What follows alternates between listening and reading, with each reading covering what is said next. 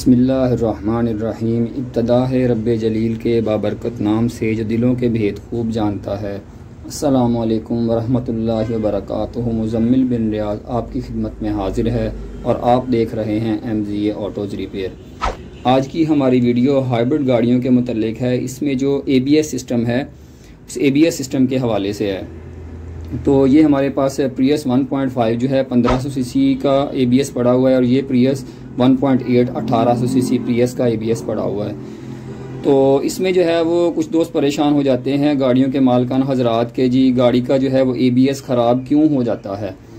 तो उसमें छोटी छोटी चीज़ें हैं आपके साथ शेयर करते हैं। तो इंशाल्लाह उम्मीद करेंगे कि वो चीज़ें जो हैं वो काफ़ी आपके लिए कारआमद साबित होंगी। कि उसमें सबसे पहला पॉइंट जो है वो ये होता है कि अमूमन लोग जो है वो ट्रैफिक सिग्नल पर जब खड़े होते हैं, गाड़ी रुकती है तो काफ़ी देर तक जो है वो ज़ाहिर है तकरीबन 30 सेकंड या 1 मिनट के लिए जो है वो लगातार गाड़ी को रुकना पड़ता है।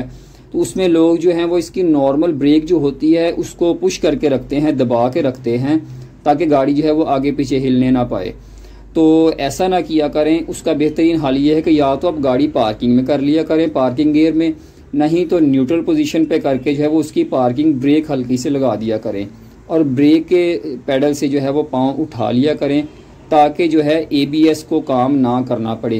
ABS काम क्यों करता है कि जब हम लगातार उसका पैडल पुश करके रखते हैं, ब्रेक का पैडल, तो इसकी ये वाली जो मोटर होती है, ठीक है, जिसने इसके प्रेशर को बिल्डअप करना होता है, प्रेशर क्रिएट करवाना होता है, ये मोटर जो है वो लगातार ऑन रहती है क्योंकि जब तक ब्रेक पैडल के ऊपर पाँव है ये मोटर ऑन रहेगी। ख़ास तौर पर जिन गाड़ियों के ABS वीक हो चुके होते हैं, उनका हाइड्रोलिक पंप जो है अंदर वाला वो वीक हो चुका होता है, मोटर वीक हो चुकी होती है, उन गाड़ियों में ये बहुत ही ख़तरनाक चीज़ है कि आपने लगातार उसके ऊपर पाँव रखा हुआ है और उसका पंप जो है वो ज़्यादा देर तक ऑन रहेगा। जिन गाड़ियों के ABS वीक होंगे, ठीक है, जिन गाड़ियों के ABS नए हैं या गाड़ियाँ नई हैं, उनको थोड़ी देर ऑन रहना पड़ता है क्योंकि उनका जो है वो प्रेशर जल्दी कांस्टेंट हो जाता है, जल्दी वो अपना प्रेशर स्पेसिफिक पूरा कर लेती हैं, तो उनका ABS तो फिर भी किसी हद तक बचा रहता है। लेकिन जिनके ABS वीक होते हैं गाड़ियों के, उन गाड़ियों में ABS ख़राब होने के चांसेस ज़्यादा होते हैं।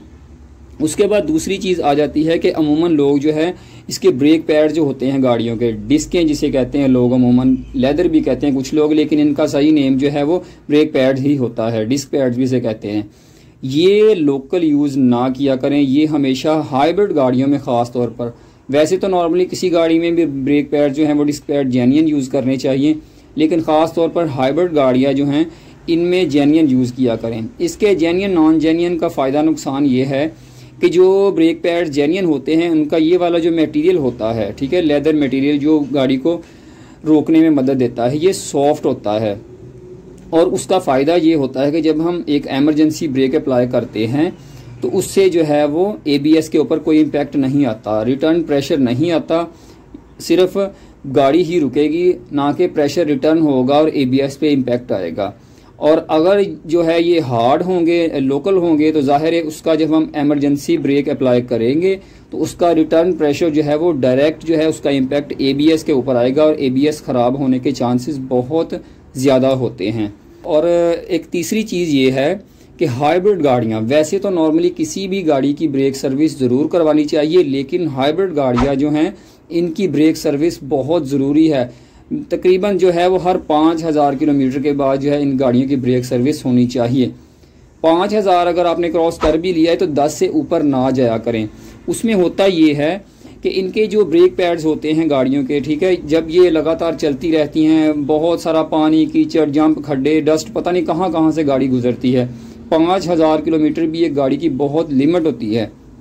तो उसमें होता ये है कि इनके ब्रेक पैड जो हैं ये इनके ऊपर इन जगहों पर, क्योंकि ये चीज़ें जो हैं ये स्लाइड करती हैं, यूँ मूव करती हैं, इनके ऊपर डस्ट आ जाती है, मट्टी वगैरह आके ये स्टक हो जाती हैं कैलिपर्स के अंदर और ये ऐसे मूवमेंट जो है ये इनकी जल्दी नहीं हो पाती, जिसकी वजह से जो है बल्कि इसके साथ जो चलती हैं कैलिपर पिन्ने जो होती हैं वो भी अमूमन गाड़ियों में स्टक हो जाती हैं अगर उनका ख़ास तौर पर बूट वगैरह फट जाए। तो इन छोटी छोटी चीज़ों की वजह से जो है फिर ABS की जब हम ब्रेक अप्लाई करते हैं तो ABS को जो है वो ज़्यादा ज़ोर लगाना पड़ता है ब्रेक लगाने में, ठीक है। अगर एक गाड़ी नॉर्मल है, उसके ब्रेक पैड सही है, हर चीज़ एडजस्टमेंट पूरी है, उसको ABS को काम कम करना पड़ेगा। और अगर किसी गाड़ी के ब्रेक पैड जाम हैं इसके ब्रेक शू जो होते हैं उनमें गैप ज़्यादा है, तो उस गाड़ी को जो है वो ज़्यादा उसके ABS को काम करना पड़ेगा, फिर उस गाड़ी की ब्रेक लगेगी।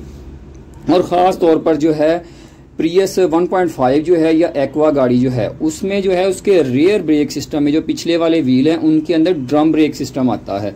और ड्रम ब्रेक सिस्टम में होता ये है कि उसके अंदर शू चलते हैं, ब्रेक लेदर चलते हैं, और लेदर वो जो जैसे जैसे चलती है गाड़ी कुछ हज़ार किलोमीटर 5,000 10,000 चलती है तो ब्रेक शू जब घिसते हैं तो उनकी बाकायदा एडजस्टमेंट होती है। ब्रेक पैड जो होते हैं ये तो ऑटोमेटिकली चले कह लें कि आगे जाते रहते हैं ना साथ साथ, और ब्रेक शू जो होते हैं उनके लिए एडजस्टमेंट करना पड़ती है, फिर जो है वो ड्रम के साथ लगते हैं। और अगर उनका गैप ज़्यादा हो जाए तो उस गैप को भी क्लियर करना फिर ABS का ही काम है। ज़ाहिर है जब हम ब्रेक अप्लाई करेंगे वो गैप तब क्लियर होगा जैसे ही हम ब्रेक पैडल से पाँव उठाएंगे वो फिर वहीं पर आ जाएंगे और गैप वैसे ही ज़्यादा का ज़्यादा रहेगा। तो ये चीज़ें जो हैं ये तो इसकी केयर हो गई। अब उसके बाद जो है वो दूसरा पॉइंट ये है कि जब हम ABS एक मिसाल के तौर पर, क्योंकि ये इलेक्ट्रिक पार्ट है ये ख़राब हो गया चले मान लें, अब इसको रिप्लेस करवाना है, ये यूनिट भी काफ़ी महंगे होते हैं। प्रियस 1.5 का जो है वो काफ़ी इसका प्रियस 1.5 का तो फिर भी कुछ सस्ता है, प्रियस 1.8 का यूनिट काफ़ी महंगा होता है, तो इनकी लेबर भी काफ़ी ज़्यादा होती है इसको रिप्लेस करवाने की। ठीक है, ये यूनिट हमने रिप्लेस करवा लिया, उसके बाद इसके ब्रेक पैड जो हैं ये भी जेन्युइन डलवा लिए। अब इसमें एक तीसरी और बड़ी अहम चीज़ होती है, अमूमन लोग जो हैं ये इसका होता है ब्रेक फ्लूइड, जिसे ब्रेक ऑयल भी कहते हैं लोग, ये जेन्युइन होना बहुत ज़रूरी है। ठीक है, अमूमन लोग इतने सारे पैसे खर्च करके यूनिट चेंज करवा के लेबर दे के पूरा एक दिन ज़ाया करके उसमें ब्रेक फ्लूइड जो है ये किसी अदर ब्रांड लोकल ब्रांड का डाल देते हैं, जिसकी वजह से जो है सारे यूनिट का सत्यानाश हो जाता है, कोई फ़ायदा नहीं होता रिप्लेस करवाए हुए यूनिट का। एक तो लोग खुद कुछ यूज़ कर लेते हैं, कुछ जो हैं वो हमारे मैकेनिक भाई टेक्नीशियन हजरात को भी इस चीज़ के बारे में इल्म नहीं होता। वो कहते हैं जी कोई भी ले आए, थाईलैंड ताइवान कोई भी उठा के ले आते हैं बंदे और वो डाल देते हैं, जिसकी वजह से जो है वो यूनिट को काफ़ी नुकसान होता है, क्योंकि इसके अंदर जो है वो काफ़ी बारीक पार्ट्स होते हैं जिसकी वजह से जो है नुकसान हो जाता है। तो इसलिए कोशिश किया करें कि ये जेन्युइन ब्रेक फ्लूइड जो है इसकी 1-2 बॉटल्स लें जितनी भी इसमें डलती हैं, तो इसका आपको फ़ायदा होगा, क्योंकि इसको एक दफ़ा डालने की ज़रूरत है। तो इंशाल्लाह ताला उसके बाद जो है ये 1 लाख किलोमीटर के बाद रिप्लेस होता है ब्रेक फ्लूइड, उससे पहले इंशाल्लाह जेन्युइन ब्रेक फ्लूइड आपको रिप्लेस करने की ज़रूरत पेश नहीं आएगी।